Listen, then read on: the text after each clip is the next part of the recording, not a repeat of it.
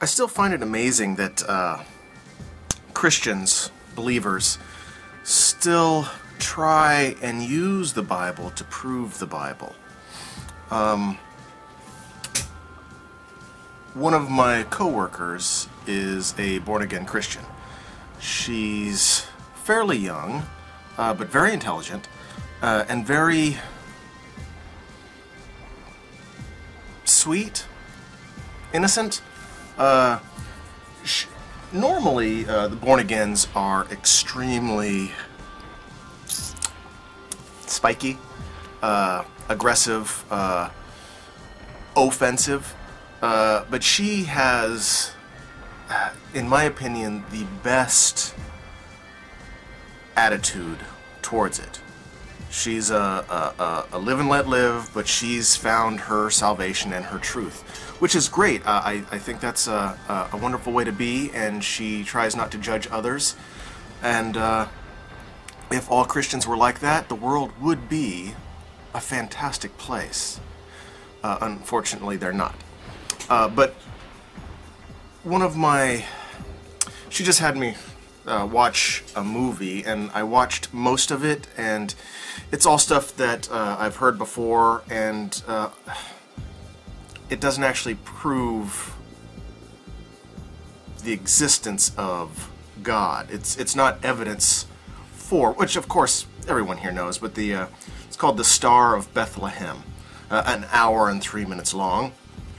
And if you've seen Zeitgeist, which I know most of you have, Zeitgeist covers all that and completely dismisses it, essentially, as proof of God in a half an hour. So, way to condense it. Yay! But I find it still perplexing that Christians in general will use the Bible and its stories saying, well, this person existed and this happened and there is a Bethlehem and there is an Egypt and so there's a desert, so this Exodus story must have occurred because there was this place and this time and those really existed. Using actual events and actual places as a backdrop to a myth is how they see proof that these things really happened. I just wanted to point out, and especially if she's watching this, or if you do watch this, which you may, it would kind of like, it would be like me saying that the movie The Mummy was real, because in the movie it depicts Amenhotep and the Pharaoh and the mummies and all these things actually exist. So the whole story of the mummy coming back to life must be true because of these events. They actually took place. One of the movies, or the movies, has Amenhotep, and in reality Amenhotep III had a Star of Bethlehem prophecy on it. So that's why I'm kind of transitioning to where the Bethlehem myth actually, or more than likely, came from. And most of you are already going to know this, so this isn't for you if you already know.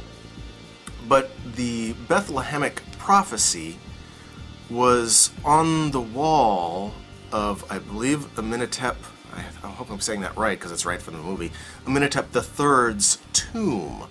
And the whole prophecy is exactly like the Bethlehem, the star, and the wise magi going, and that was 1700 years before Christ. 1900 years, almost 2,000 years before the Bible. So, because the Bible says it's true, really doesn't convince me, because it was written 2,000 years before the Bible in another religion. Convinces me that Christianity is not the original story. That seems obvious to me, but for some reason, I'm rambling. I just don't. I'm amazed that they still use the backdrop stories as proof, because this really happened and this really happened. The myth or the made-up story in the middle must have actually happened. Writers for obviously thousands of years have been using actual places, actual times, and actual people, and then rearranging those into their own particular story and myth. I don't see it as unreasonable or even exceptional that the Bible did the same thing.